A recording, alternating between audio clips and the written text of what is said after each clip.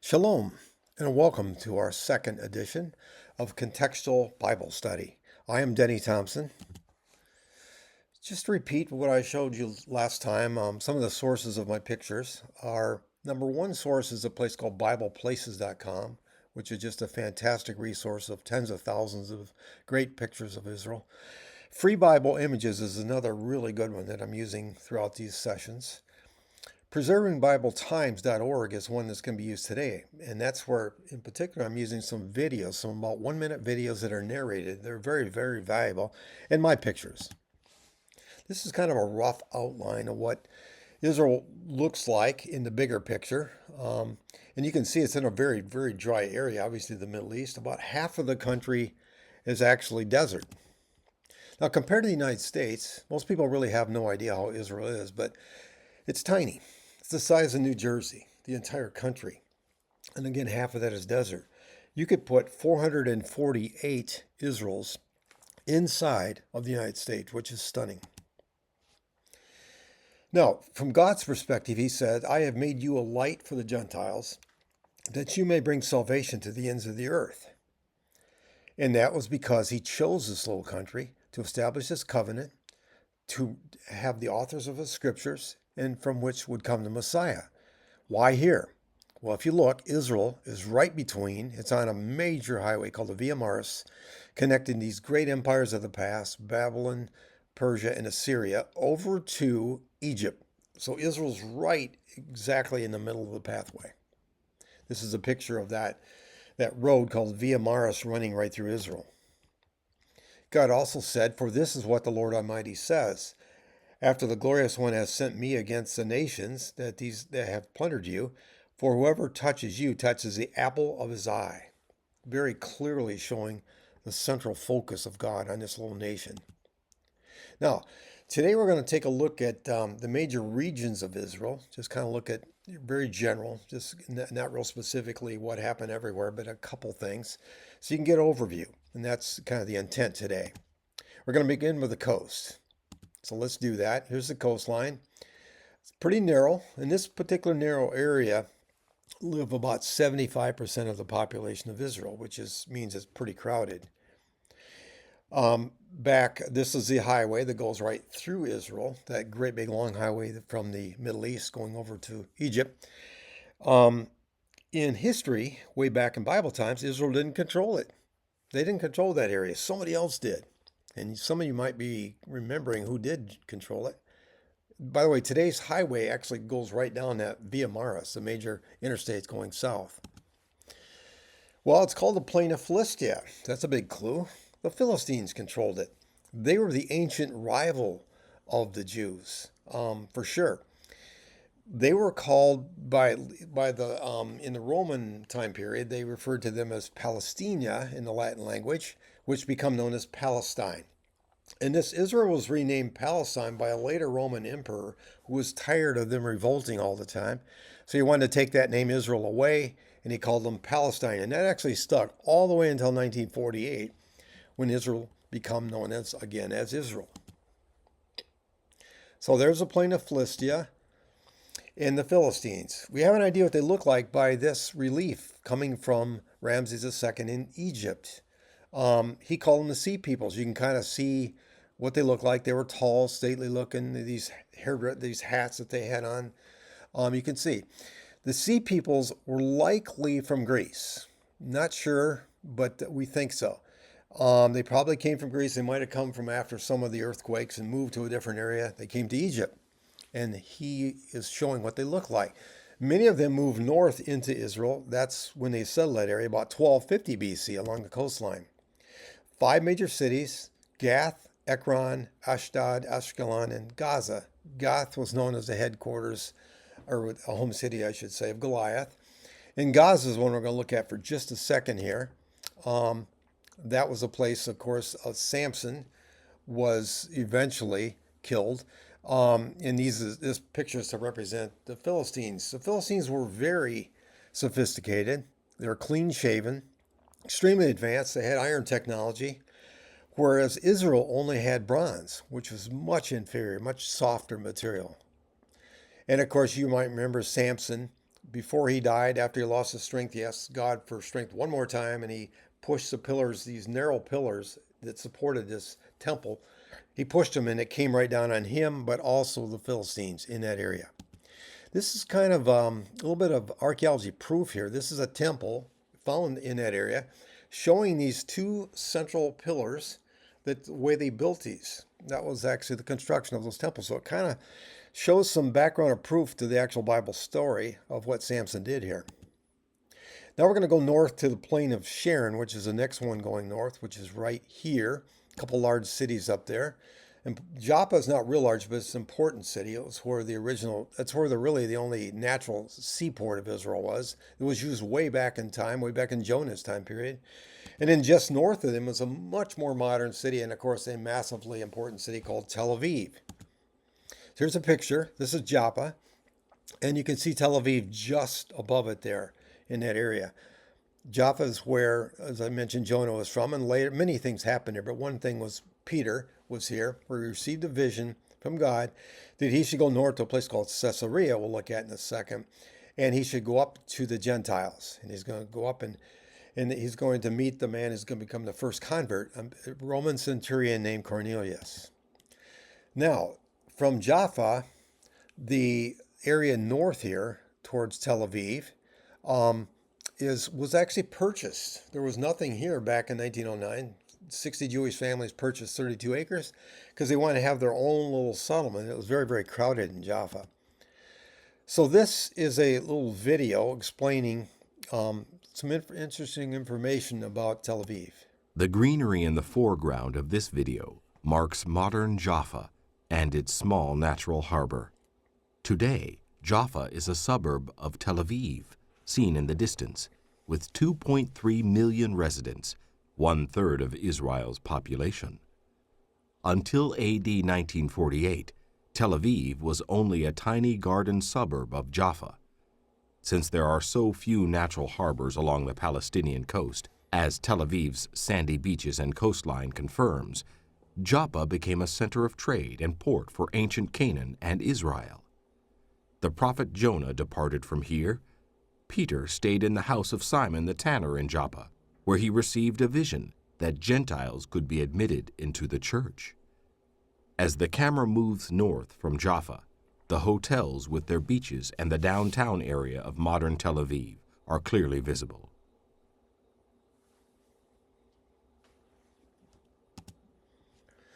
Tel Aviv is obviously an important city in Israel. It's the heart of their industry. It's the heart of their technology.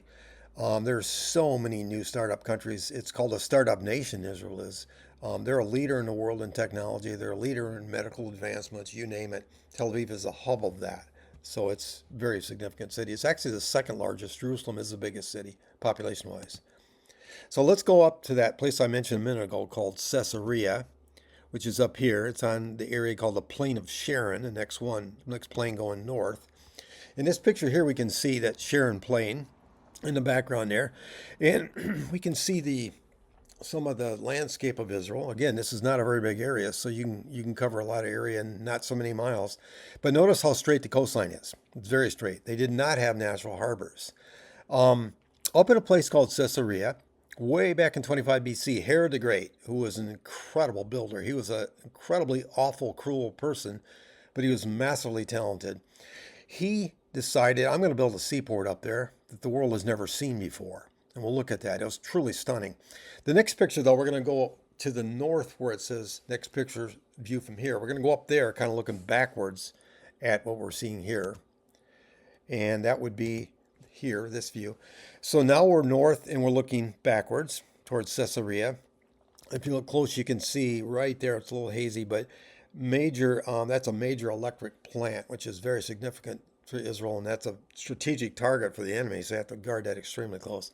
So Caesarea, let's go over there. This is what it looked like back when Herod built this amazing harbor.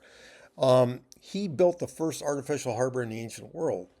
He used wooden forms and poured concrete to make breakwaters that went 1,500 feet into the sea, which was just incredible to build this breakwater out there so these ships could come in through the gate and have safe harbor. You can see the harbor here, and you can see that little entrance right there. There was an aqueduct that came down, bringing water. The Romans were big on that, bringing water from a place called Mount Carmel. This is the home of Cornelius, the man I mentioned a minute ago, the first convert. Paul was here after his second and third journeys, missionary journeys. He was imprisoned for 2 years here before sailing to Rome. And he was in prison in that place called Herod's Palace, a little bit to the right there. You can see the theater on the far right, and then Herod's Palace, that's where it was. You can also see a temple to Augustus, Caesar Augustus, which Herod wanted to honor him, and a massive amphitheater for sporting goods. This is it today, what it actually looks like, and you can see the ruins of those ancient walls.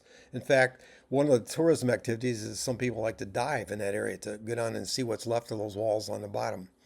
What's left of the theater, Herod's Palace, the Hippodrome, is one wall is gone. The sea has wiped it away, and you can clearly see the harbor there. So now we're going to go up to Mount Carmel, which is just above there. That's where that water was coming from, the aqueduct, up here. And this is where the most famous thing that happened up here was Elijah's confrontation with the prophets of Baal and Asherah when he called fire down from God to light up this sacrifice that was all wetted with water to show God's power and to show his power over these pagan priests and priestesses that are surrounding him. This is what it looks like from a distance here, Mount Carmel. This is on top of Mount Carmel, looking down into the valley. Some people refer to it the Valley of Armageddon. It's really called the Jezreel Valley.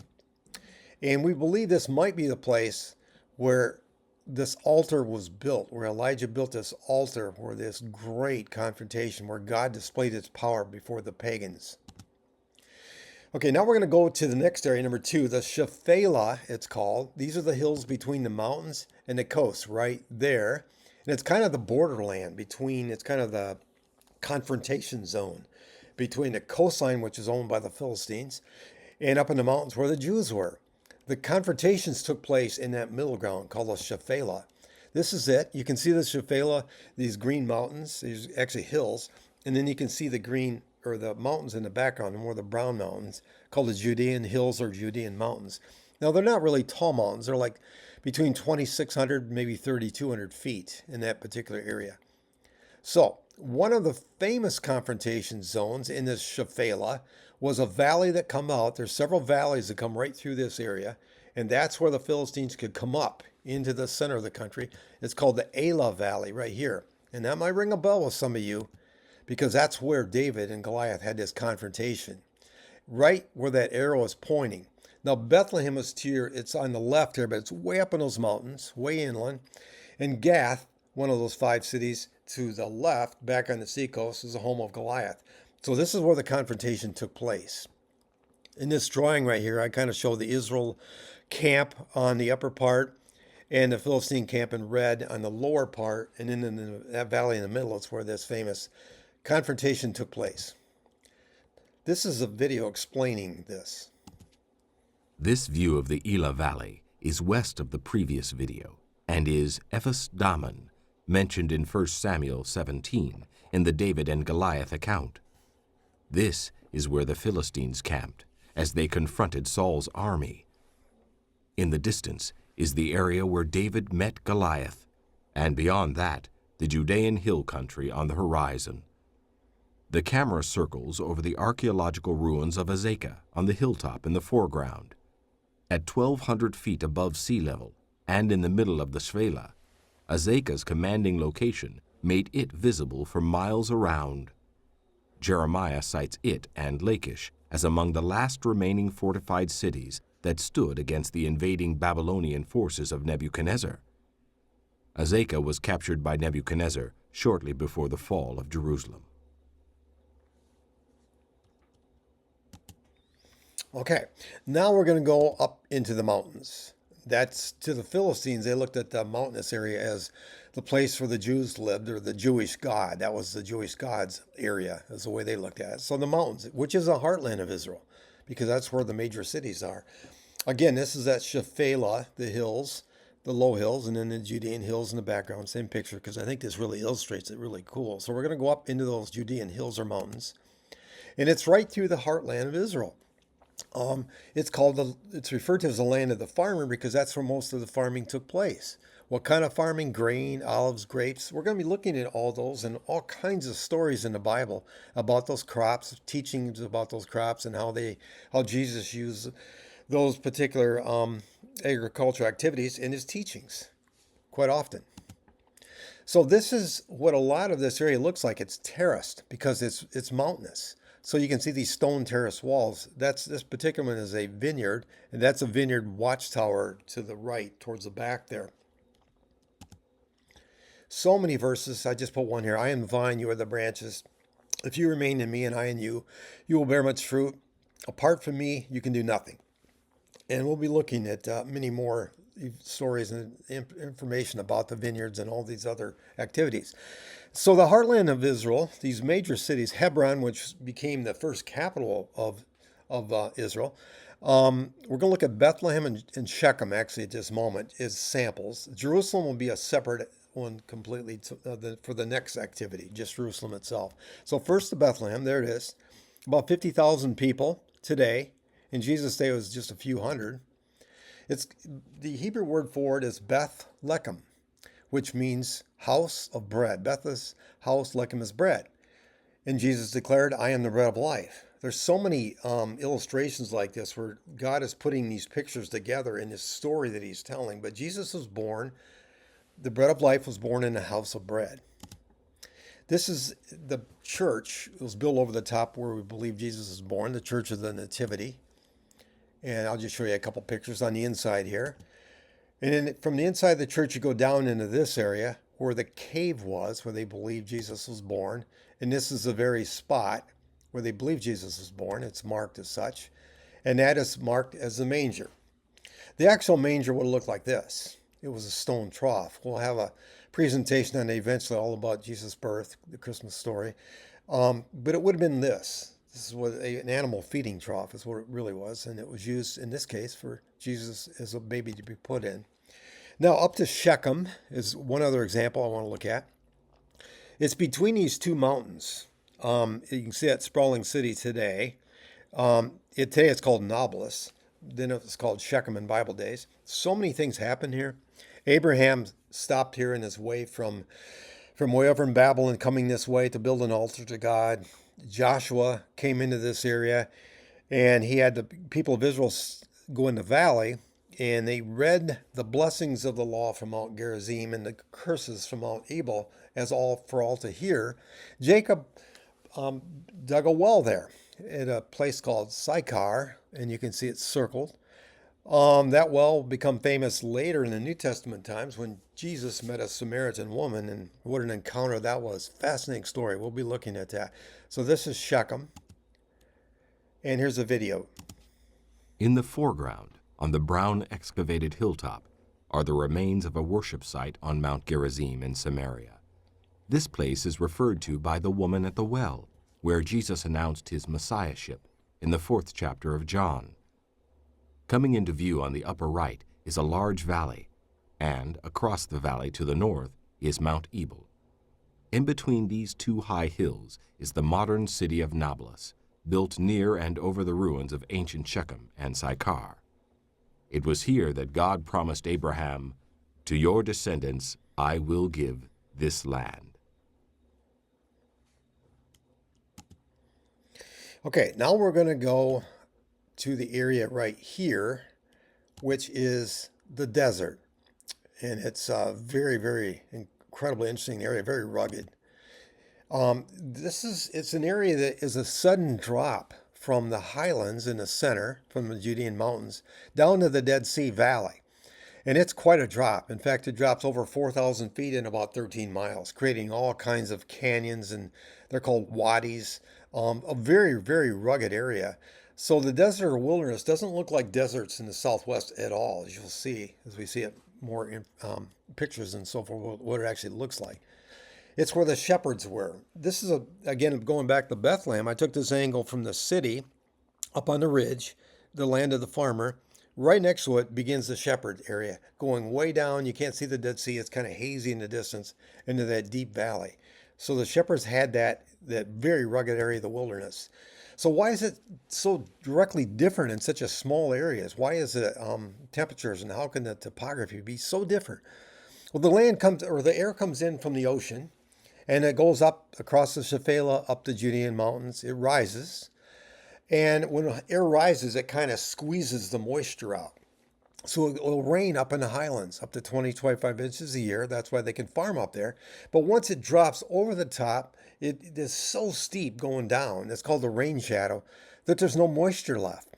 So it's like 0 to 2 inches when you get down to the Dead Sea. And there are places down by the Dead Sea where it hasn't rained for countless amount of years, not one drop of rain. So it's really quite dramatic for such a small area.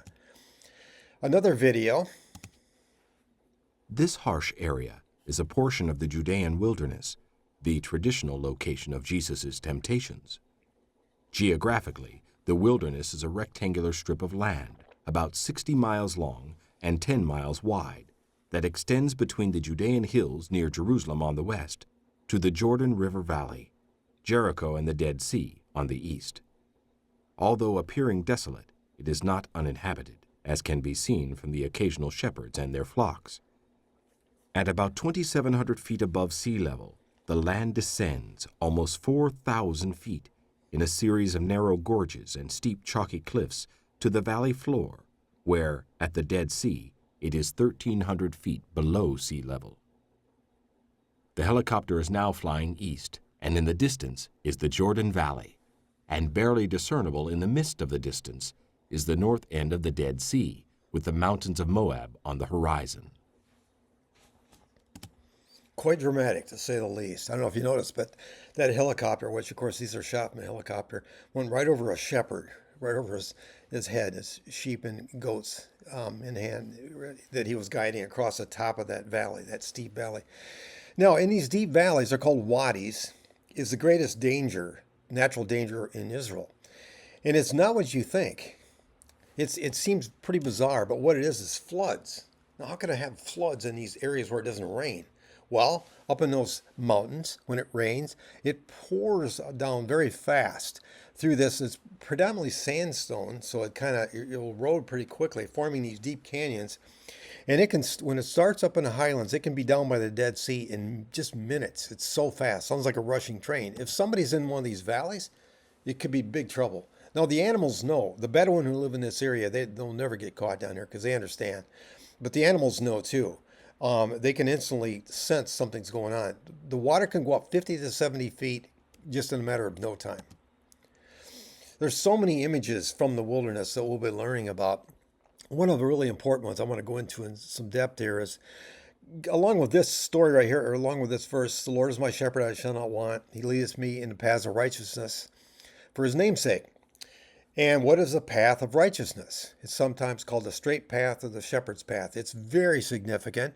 And there's little crooked paths that go off from that path, which are actually the names for sin, believe it or not. Now, I can't go into it now, but we're going to. It's going to be the idea of repentance and sin and what God is teaching all about this through this image in the geography of Israel in the wilderness. So it's really pretty amazing. Israel, as I mentioned, obviously is very dry. The whole Middle East is. This is a fault line going from the Red Sea through that's the Gulf of Aqaba up to the Dead Sea, the Sea of Galilee, all the way up. So that means along that fault line, that's where the earth crusts, or plates, I should say, come together. They actually are pulling apart, creating this deep, deep valley. There's all kinds of earthquakes. There's been all kinds of earthquakes in history, and there's more projected to be in the future, prophecy-wise. The northern part of it tends to be more volcanoes. Up around the Sea of Galilee, there's been a lot of volcanic activity over many years. So now we're going to look at, and I'm showing you this particular design here, a picture where that is, going through the Dead Sea, through the Jordan River, on up. So the Dead Sea. Let's look at it closer. The lowest place on earth. It's about 50 miles long, 11 miles wide in the upper part, 1,237 feet deep in the north. The south is very shallow because it's shrinking very fast, like 3 feet a year. Here's a video. The helicopter flies over the rim of the cliffs that mark the western side of the Dead Sea. Turning north, the bleak and forbidding terrain along the coast is seen. This perspective makes clear that the cliffs of the Judean desert averaging about 1,000 feet above the Dead Sea, come almost to the edge of the water. The Dead Sea is the lowest point on Earth, at more than 1,200 feet below sea level, with 25 to 30% salinity. That makes it the saltiest natural body of water in the world. While looking at this arid desert region, one can imagine John the Baptist calling out, "Make ready the way of the Lord, make his path straight." Again, those are from an organization called Preserving Bible Times. It's a series called Above Israel. They're fantastic. I'll be using some of the big library that they have, not nearly all of them, but a few. But they're really, really excellent. They're used with permission here. Now let's go to just a couple cities along the area here, a couple, I should say, locations. Masada, you probably heard of. There it is right there, circled from way up high. Notice that brown area to the right? That was once Dead Sea. It's shrinking really, really fast. There's different reasons for that, but I just want to take a look at this first location, Masada.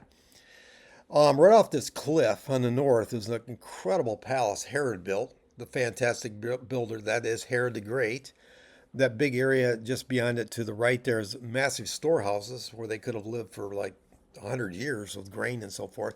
Very interesting area. We'll be looking at it in a future presentation. Let's go to Engedi, the next one north. Engedi is where David went a lot. When he was wandering around the wilderness, you can see from way up high, being chased by Saul very often, in fact, early on. And Engedi was one of his favorite places to go, and here's why. Right in this area here, you can see it's kind of greenish. It looks like this. It's unbelievable. Right in the middle of this wilderness desert, you have this beautiful place with waterfalls, all that kind of thing. And David, many of his psalms, he wrote images. He used these images to inspire him to write many of his psalms.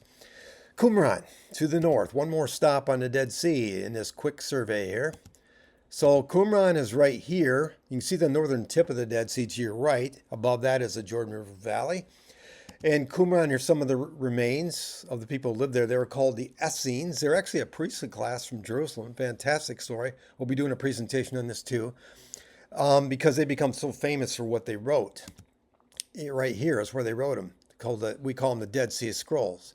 They're so significant. These people in this area escaped the corruption of the priestly class, which it was very corrupted at the time of Jesus, and they came down to this area, and they were trying to prepare the way for the Messiah, is what they actually were trying to do. Well, their scrolls the copies of the Bible that they wrote, put in these scrolls, were hidden up there in those caves. You can see up through the hill, all kinds of caves up there. Discovered not until 1947. Probably the greatest archaeology discovery of all time, certainly in this area. Okay, next to Jordan River, you can see it going above the Dead Sea towards the Sea of Galilee above there. This is what it looks like from above, towards the Dead Sea. We're just past the Dead Sea here. Jericho is that green area to the left. There's a big spring that's created Jericho. That's Jordan on the right. Amman's the capital. And then there's the Jordan River. It's not very impressive. It used to be much larger, but it's very small now. The water's been diverted. Very tiny in this area. In this, you can see it kind of winds all over the place from up high. The Jabbok River is one of the few rivers that comes into the Jordan River. It's right here. Why am I pointing it out? Because that's where Jacob had an encounter, a wrestling match. He says he wrestled with God. It's just an intriguing episode. I believe it was pre-incarnate Jesus. But the important thing, his name was changed from Jacob to Israel. Israel is the Hebrew word Yisr El. Yisr is struggle, El is God. Struggle with God. And that really has been the story through history. This is the upper part of the Jordan Valley. You can see the Golan Heights beyond, and we'll look at those in a minute. And the Sea of Galilee, we'll look at that too. Before that, though, we're going to go down to the Jezreel Valley, which is right here. Sometimes it's called the Valley of Armageddon. And this is another picture of it right here. An important city towards the far end of it to the right is called Beth Shan, right at the kind of the junction of this valley and the Jordan River. There it is. There's really like two parts to this. One is a New Testament city called Scythopolis, and the other is an Old Testament city called Beth Shan. Beth Shan is where let's see, what I was going to mention here is Saul and his son Jonathan were killed by the Philistines in a great battle, and their bodies are pinned against the wall right there in Bethshan. Scythopolis is a New Testament town that Jesus would have gone by with his disciples many times. And I think there's a good chance, this where I'm drawing in red right there, that's called the Cardo. That's the main highway. This is one of those Greek towns that I mentioned in the last presentation where they tried to entice people with all these different, activities that would kind of bring them in. I think the rabbis referred to this as the Broadway that leads to destruction was that Cardo. Now, here's Megiddo. You've heard of that before, a little bit up the valley. Here's what it looks like right here. It's not super impressive at this time anymore. Har Megiddo, Har means hill, Hill Megiddo, and that got corrupted over time into Ar Megiddo or Armageddon. But the actual Hebrew word is Har means hill, Hill Megiddo. You can see Nazareth in the distance on that hill right there, on that ridge. And I oftentimes wonder if Jesus as a young boy would have sat on that ridge looking this way and been aware of what's going to happen in the future and all these prophetic events. I don't know. It's just interesting speculation. But this is where this is going to happen. Then they gathered the kings together to the place that in Hebrew is called Armageddon or Har Megiddo. So here's Megiddo. It's an incredible place. There's so many layers of civilization. It's a very ancient town. And it's built right on this Via Maris. The Via Maris goes like that. And so whoever controlled Megiddo controlled the Via Maris. And you know how important that is. We talked about that earlier. So Megiddo became very important. There's that Nazareth on the ridge beyond. Looks like this. This is from above Nazareth, looking back into that valley down below where it says Jezreel Valley. It's a big city today. Lower Nazareth is predominantly an Arab population. Upper is mostly Jewish. The ancient Nazareth, which we'll be looking at later in other presentations, is in that lower Nazareth region right there. This is a hill on the edge of the Jezreel Valley from Nazareth. This may be the place where at one time they were going to throw Jesus off the cliff. It probably was here, but we don't know for certain.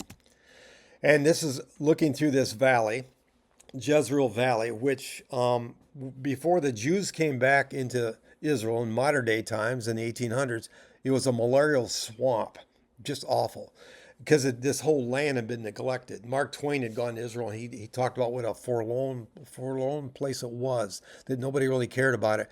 The Jews come back, and they drain the swamps, and they turn this into fantastic farmland. Those two hills right there, Mount Tabor and the Hill of Morah, have a lot of Bible stories connected to them.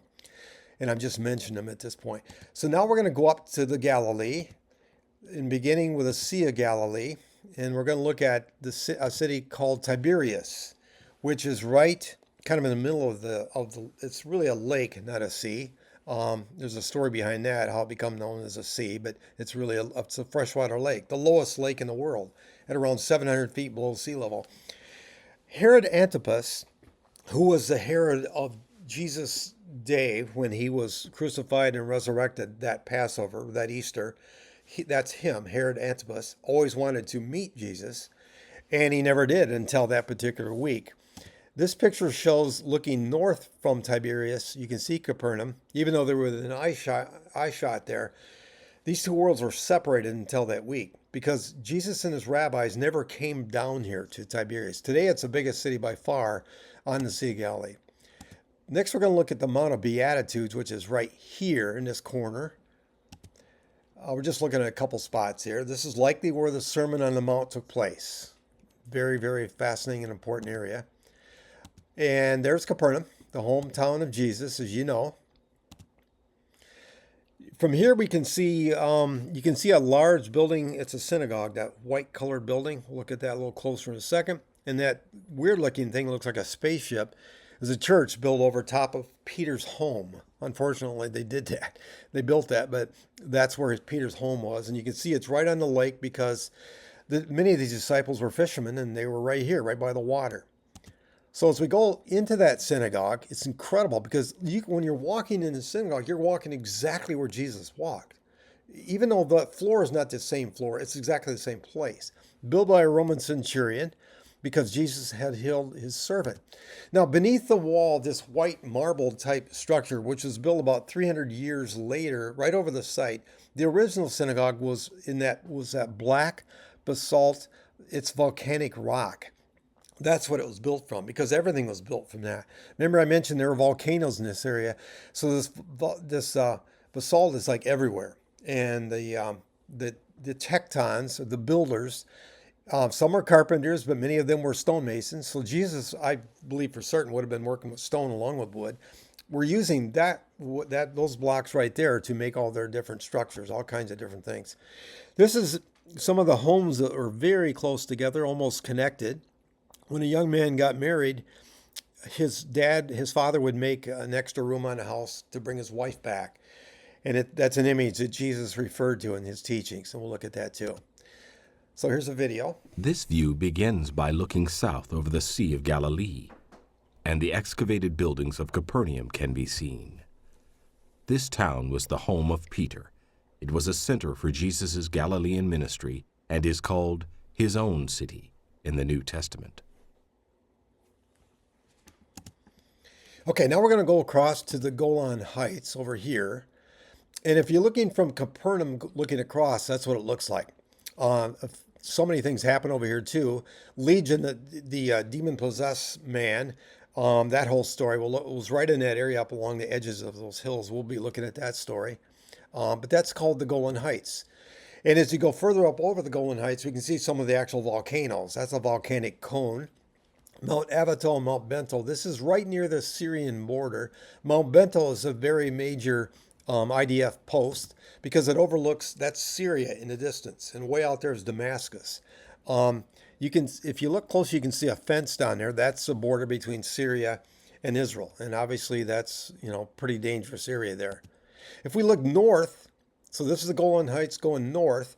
It covers a large area. We're going to go up in that area for a second.